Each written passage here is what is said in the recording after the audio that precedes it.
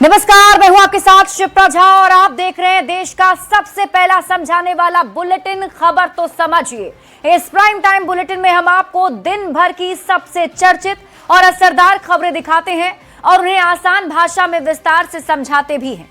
तो आइए सबसे पहले नजर डालते हैं आज की 4 बड़ी खबरों पर शॉर्ट में और उसके बाद एक एक करके आपको पूरी कहानी समझाएंगे।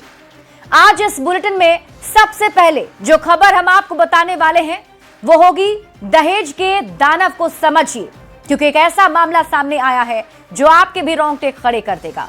दूसरी खबर जो आज इस बुलेटिन में हम आपको बताएंगे, संवेदना के पोस्टमार्टम रिपोर्ट में क्या कुछ है ये हम आपको बताएंगे। तीसरी खबर होगी बिहार के इथेनॉल प्लांट पर आखिर संकट क्यों, ये भी आपको समझाएंगे। और चौथी खबर होगी नीतीश सरकार किसे देगी 2 लाख रुपए, ये कहानी भी आपको समझाएंगे। लेकिन शुरुआत सबसे पहले एक ऐसी खबर की बात जो आपको झकझोर कर रख देगी, वो तस्वीर जो आपको अंदर तक हिला कर रख देगी।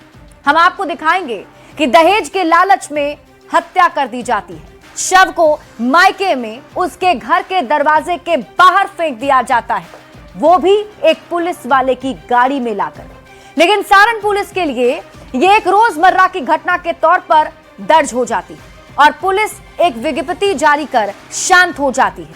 फिलहाल पुलिस ने कार्रवाई करते हुए गाड़ी को बरामद कर लिया है। फिर भी कई सवाल हैं जिनका जवाब मिलना अभी भी बाकी है। ये रिपोर्ट देखिए, फिर खबर तो समझिए। रात का समय 12:38:33 हो रहा है। एक गाड़ी आकर खड़ी होती है। गाड़ी के बाईं तरफ का दरवाजा खुलता है। दरवाजे से मुंह बांधे एक व्यक्ति निकलता है, पीछे का गेट खोलता है, एक शव को बाहर निकालता है, बगल वाले घर के दरवाजे के बाहर शव को फेंककर चला जाता है। सीसीटीवी में दर्ज ये सबूत हैवानियत की कहानी कहने के लिए काफी है।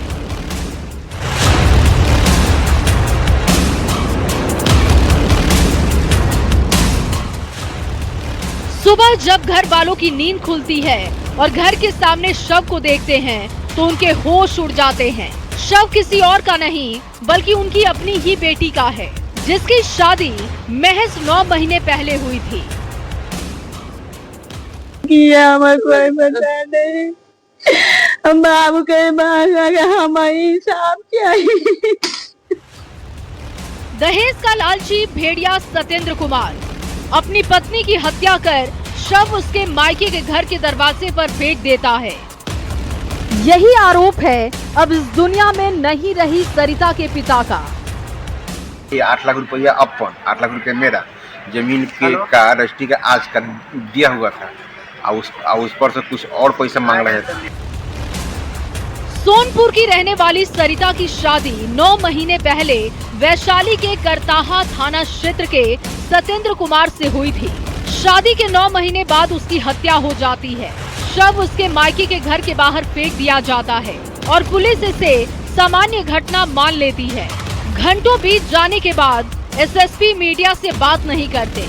हाँ, एक विज्ञप्ति जारी कर खाना पूर्ति जरूर कर दी जाती है। लेकिन ये मामला और भी गंभीर इसलिए हो जाता है कि शव को एक दारोगा के नाम पर रजिस्टर्ड गाड़ी से लाकर फेंका गया था। गाड़ी का नंबर है JH02BP0685। ये स्कॉर्पियो गाड़ी है। मुजफ्फरपुर में पोस्टेड दारोगा संतोष कुमार के नाम पर रजिस्टर्ड है। गाड़ी जांच का विषय है। गाड़ी के बारे में गाड़ी जांच का उसका जांच में जो आता है उसके बाद ही पता चलेगा। काफी देर के बाद ग्रामीण एसपी संजय कुमार भी गाड़ी की पहचान की बात बताते हैं। हरिहर नाथ थाने में पति समेत 5 लोगों पर हत्या का केस दर्ज कर जांच की बात कहते हैं और गाड़ी की पहचान हो गई है, प्राथमिकी दर्ज कार्रवाई की जा रही है। लेकिन इस घटना ने सारण पुलिस पर गंभीर सवाल खड़े कर दिए हैं। सवाल ये है कि आरोपी पति सत्येंद्र की गिरफ्तारी में देरी क्यों? सारण पुलिस ने क्यों नहीं दिखाई गंभीरता? शादी के 9 महीने बाद हत्या, पुलिस इतनी सुस्त क्यों? दारोगा की निजी गाड़ी से कैसे फेंका गया शव? गाड़ी के मालिक दारोगा संतोष पर एक्शन कब? दारोगा संतोष रजक से अब तक पूछताछ क्यों नहीं? न्यूज 18 के लिए सोनपुर से प्रफुल्ल, मुजफ्फरपुर से प्रियांक सौरभ के साथ ब्यूरो रिपोर्ट। इस खबर ने एक बार फिर से सोचने पर मजबूर कर दिया है। ये दहेज दानव आज भी जिंदा हैं और महिलाओं की जान जा रही है। देखिए, सोनपुर में जिस ढंग से दहेज के लिए विवाहिता की हत्या कर शव फेंका गया, उसने गंभीर सवाल खड़े कर दिए हैं। ऐसे में समझना जरूरी है कि दहेज का ये दानव देश में कितने मासूमों की जिंदगी लेता है। हम अगर आपको आंकड़ों के जरिए समझाएं तो हर 3 दिन में 54 महिलाएं दहेज की वजह से अपनी जान गंवा देती है। दहेज हत्या के दंश को अब आप समझिए। इसमें आपको हम बताते हैं साल दर साल कैसे ये आंकड़े बढ़ते जा रहे हैं और किन किन प्रमुख राज्यों में इसका असर देखने को मिलता है। साल 2020 की बात करते हैं। 6,966 महिलाएं दहेज हत्या की शिकार होती हैं। प्रमुख राज्य यूपी, बिहार और मध्य प्रदेश है। ये एनसीआरबी के आंकड़ों के जरिए हम आपको बता रहे हैं कि किन किन राज्यों में कितनी अधिक हत्याएं हो रही हैं। 2021 का यह आंकड़ा आप देखिए, करीब 6,753 महिलाओं की हत्या हो गई। प्रमुख राज्य यूपी, बिहार और मध्य प्रदेश ही रहे। इसके बाद साल 2022 की बात कर लीजिए। साल 2022 में आंकड़े 6,450 बताए जाते हैं। इतनी महिलाओं ने अपनी जान गंवाई दहेज की वजह से, और वही यूपी, बिहार, मध्य प्रदेश प्रमुख राज्य इसमें रहे हैं। साल 2023 का आधिकारिक आंकड़ा तो नहीं है, लेकिन बेटियां दहेज की बलि चढ़ती जा रही हैं। और ये भी आपको समझाते हैं कि नेशनल क्राइम रिकॉर्ड ब्यूरो का आंकड़ा क्या बताता है। और शुरुआत साल 2020 से, और इसी मामले में आप समझिए किस तरीके से जो महिलाएं हैं वो इसमें ज्यादातर इसके शिकार होती हैं। और अब आपको राज्य दर राज्य के आंकड़े बताते हैं। जो प्रमुख राज्य हमने आपको बताए, जिनमें यूपी, बिहार और मध्य प्रदेश।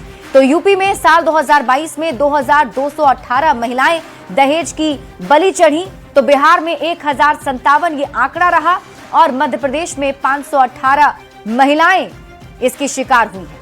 इसके बाद अगले साल की अगर हम आपको बात बताएं तो किस तरीके से इन 3 राज्यों में जो प्रमुख राज्य हैं जहां सबसे ज्यादा महिलाएं दहेज की बलि चढ़ती हैं।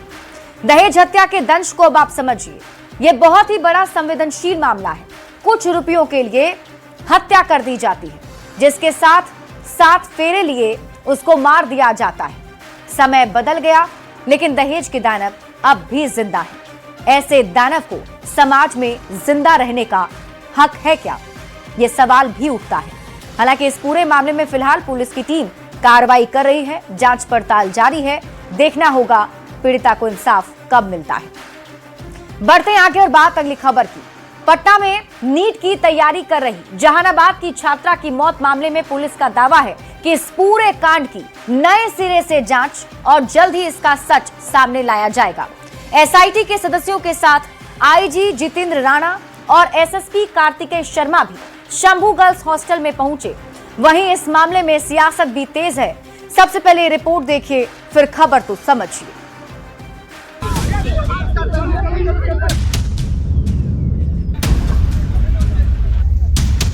पटना में रहकर नीट की तैयारी कर रही जहानाबाद की छात्रा की मौत ने सबको हिलाकर रख दिया है।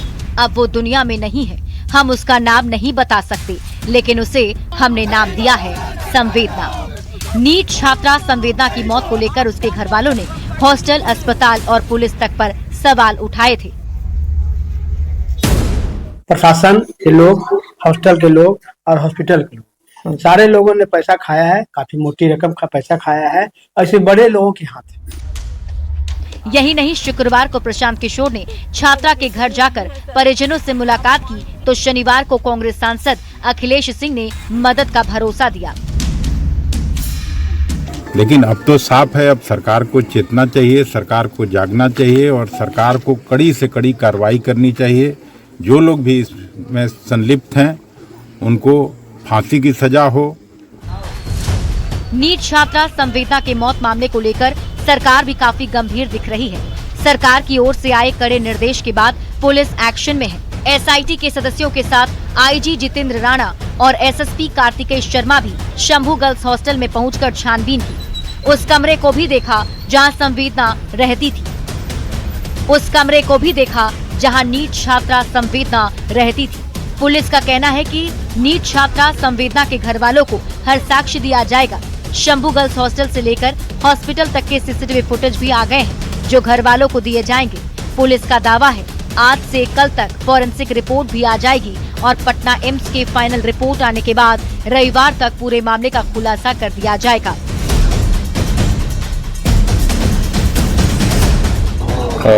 पुलिस मुख्यालय के द्वारा और सरकार के द्वारा मामला को पूरा गंभीरता से जांच किया जा रहा है और एसआईटी का प्रयास है कि जल्द से जल्द मामले को। हालांकि इस पूरे मामले में पहले जिस ढंग की संवेदनहीनता दिखाई गई, उससे पुलिस के ऊपर कई गंभीर सवाल खड़े हो गए थे। हॉस्टल संचालक और अस्पताल की डॉक्टर के साथ साथ पुलिस की थ्योरी तक संदेह के घेरे में थी। पोस्टमार्टम रिपोर्ट ने तस्वीर को काफी हद तक साफ कर दिया है। देखना होगा नीट छात्रा संवेदना के गुनहगारों को कब तक सजा मिल पाती है। न्यूज 18 के लिए पटना से धर्मेंद्र और जहानाबाद से राजीव विमल के साथ ब्यूरो रिपोर्ट।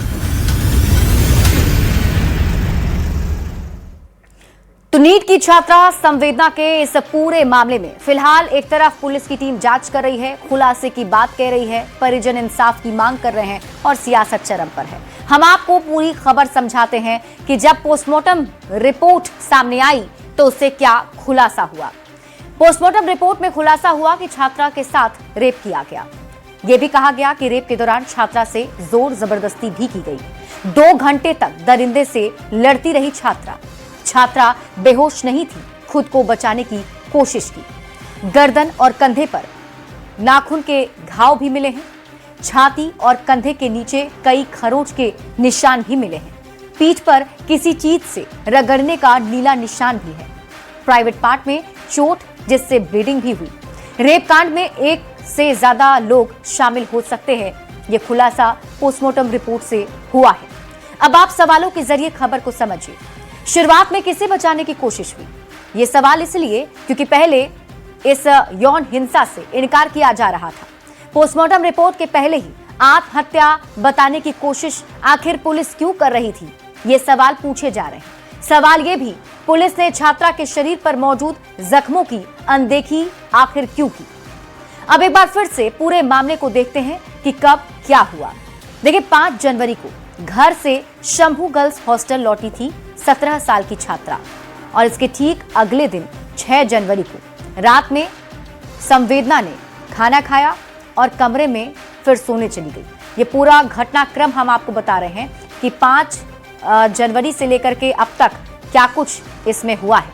और ऐसे में आप समझिए कि 7 जनवरी को फिर कमरे में बेहोशी की हालत में मिली थी और 7 से 10 जनवरी तक उसका इलाज चल रहा था और 11 जनवरी को उसकी मौत हो गई। हालांकि अब पुलिस की टीम, एसआईटी की टीम इस पूरे मामले की जांच पड़ताल कर रही है। देखना होगा आगे किस किस की संलिप्तता इसमें पाई जाती है। बढ़ते आगे और अब बात सीएम नीतीश कुमार की समृद्धि यात्रा की। सीएम नीतीश ने आज मोतिहारी को करोड़ों की योजनाओं की सौगात दी। सीएम नीतीश ने कहा, अगले 5 साल में 1 करोड़ युवाओं को नौकरी और रोजगार देने का लक्ष्य है और इसे पूरा किया जाएगा। सीएम नीतीश ने कहा कि जिन महिलाओं को 10,000 रुपए की राशि मिली है, उन्हें बिजनेस शुरू करने के लिए 2 लाख रुपए और दिए जाएंगे। ये रिपोर्ट देखिए, फिर खबर तो समझिए।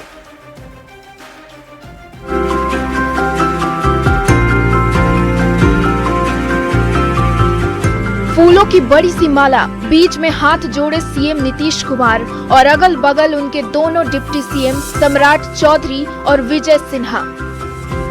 यह तस्वीर बिहार की एनडीए सरकार की मजबूती दिखाने के लिए काफी है। समृद्धि यात्रा के दूसरे दिन सीएम नीतीश कुमार मोतिहारी पहुंचे। सीएम नीतीश ने मोतिहारी को करोड़ों की योजनाओं की सौगात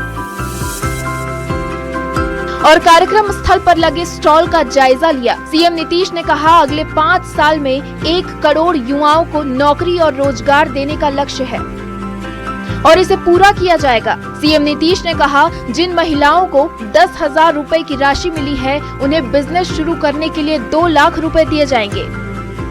तो अगले 5 वर्षों में युवाओं को 1 करोड़ नौकरी और रोजगार उपलब्ध कराए जाएंगे।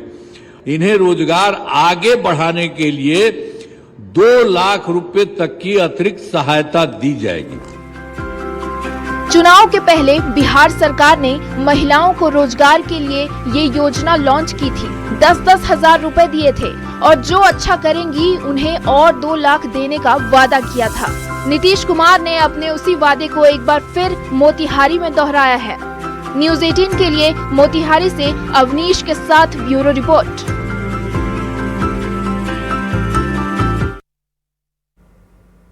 तो देखिए, मुख्यमंत्री नीतीश कुमार समृद्धि यात्रा पर निकले हुए हैं। आज मोतिहारी पहुंचे थे। उनकी इस यात्रा की आज की बड़ी बातें क्या रही वो हम आपको समझाते हैं। विधानसभा चुनाव से पहले नीतीश सरकार ने एक योजना लॉन्च की थी। महिलाओं को रोजगार के लिए ये योजना सरकार लेकर आई थी। वैसी महिलाएं जो अपना बिजनेस करना चाहती हैं, उन्हें बढ़ावा देने के लिए मुख्यमंत्री रोजगार योजना की शुरुआत की गई थी। योजना के तहत सरकार ने महिलाओं को 10-10 हजार की मदद की। सरकार ने फिर ये वादा भी किया कि जो अच्छा रोजगार करेंगी उन्हें बाद में 2 लाख रुपए की और मदद दी जाएगी। योजना का महिलाओं पर जबरदस्त असर भी हुआ और महिलाओं ने एक तरफा एनडीए के पक्ष में वोटिंग की। बम्पर जीत के साथ बिहार में फिर से एनडीए की सरकार बन गई। अब एक बार फिर नीतीश कुमार यात्रा पर हैं। ऐसे में नीतीश कुमार ने अपने उस वादे को फिर से दोहराया। सीएम ने कहा कि जिन्हें 10 हजार रुपए मिले उन्हें 2 लाख रुपए भी मिलेंगे। महिलाओं को सशक्त करने के लिए सरकार मदद करती रहेगी और महिलाएं जो बिजनेस आगे बढ़ाना चाहती हैं, सरकार उन्हें 2 लाख रुपए की और मदद देगी। बढ़ते हैं आगे बात अगली खबर की। बिहार के इथेनॉल प्लांट के सामने बंद होने की नौबत आने लगी है, जिस पर बिहार के उद्योग मंत्री दिलीप जायसवाल ने चिंता जताई। दिलीप जायसवाल ने कहा कि राज्य सरकार ने सारी बातों को केंद्र के सामने रखा है, अब इस पर विचार किया जा रहा है। सबसे पहले आप ये रिपोर्ट देखिए, फिर खबर तो समझिए।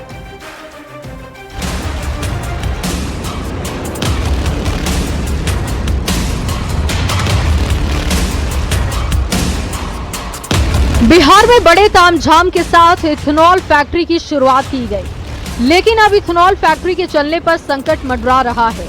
बिहार के उद्योग मंत्री दिलीप जायसवाल ने भी माना कि ये संकट बड़ा है और इथेनॉल की फैक्ट्री बंद होने के कगार पर है। काफी वर्कर भी काम करते हैं, यहाँ के लोगों को रोजगार भी मिलता है, लेकिन ये पूरे देश की पॉलिसी है कि अभी हम 20% मिक्सिंग पेट्रोल में इथेनॉल का करते हैं। बता दें कि अभी तक बिहार की फैक्ट्री से 100% इथेनॉल केंद्र सरकार खरीद रही थी और मार्केटिंग का भी कोई झंझट नहीं था, लेकिन केंद्र सरकार की नई पॉलिसी की वजह से इथेनॉल फैक्ट्री से 50% ही इथेनॉल केंद्र सरकार खरीद रही है, जिसके कारण फैक्ट्री को 6 महीने की प्रोडक्शन करना होगा, जिससे कि फैक्ट्री और जिन लोगों को उससे रोजगार मिला है उस पर असर पड़ेगा। लिहाजा राज्य सरकार ने सारी बातों को केंद्र सरकार के सामने रखा है, जिस पर विचार किया जा रहा है। देखना होगा कि सरकार की ओर से क्या रास्ता निकाला जाता है। न्यूज़ 18 के लिए पटना से शैलेंद्र कुमार के साथ ब्यूरो रिपोर्ट। तो देखिए, बिहार में अब इथेनॉल फैक्ट्री जो है वो बंद होने के कगार पर आ चुकी है। ऐसी स्थिति क्यों बनी है, क्या है, सब कुछ हम आपको समझाते हैं। अब आप खबर तो समझिए, आखिर क्यों बदहाल हुई बिहार की इथेनॉल इंडस्ट्री। इथेनॉल खुले बाजार में नहीं बेचा जाता है, तेल कंपनियां ही इथेनॉल को खरीदती है। पहले केंद्र सरकार इस इंडस्ट्री से 100% इथेनॉल खरीद रही थी बिहार से, लेकिन अब सिर्फ 50% इथेनॉल ही केंद्र सरकार खरीद रही है। केंद्र से खरीद कम होने की वजह से उत्पादन आधा करना पड़ा है और फैक्ट्रियों के संचालन पर इसका सीधा असर पड़ रहा है। कई फैक्ट्रियां बंद होने की कगार पर हैं। कामगारों के रोजगार पर भी अब संकट आ गया है। देखिए, 2022 में तेल कंपनियों से करार किया गया था, जिसमें अगले 10 साल तक पूरे उत्पादन को खरीदने का करार था। मतलब जितना प्रोडक्शन इस इंडस्ट्री में होगा, 100% प्रोडक्शन जो है वो खरीद लिया जाएगा। बिहार में बड़े पैमाने पर निवेश हुआ। 14 के करीब इथेनॉल प्लांट बिहार में लग भी गए और हर साल 84,000 करोड़ लीटर इथेनॉल का उत्पादन भी होने लगा। 1 नवंबर 2025 इथेनॉल को लेकर केंद्र सरकार ने नियम बदल दिया। बिहार से अब सिर्फ 50% इथेनॉल ही केंद्र सरकार करने वाली है।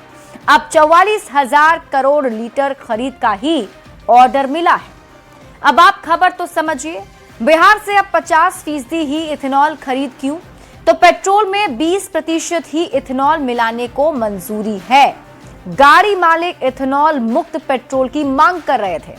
इथेनॉल वाले पेट्रोल से गाड़ी के खराब होने का भी आरोप लग रहा था। सरकार ने इस तरह की खबरों को अफवाह बताया था, लेकिन फिलहाल राज्य सरकार ने अपनी बात केंद्र सरकार के सामने रख दी है। देखते हैं कि इसका क्या रास्ता निकाला जाता है। और इसी के साथ इस बुलेटिन में अभी के लिए बस इतना ही। आप देखते रहिए न्यूज़ 18 बिहार झारखंड।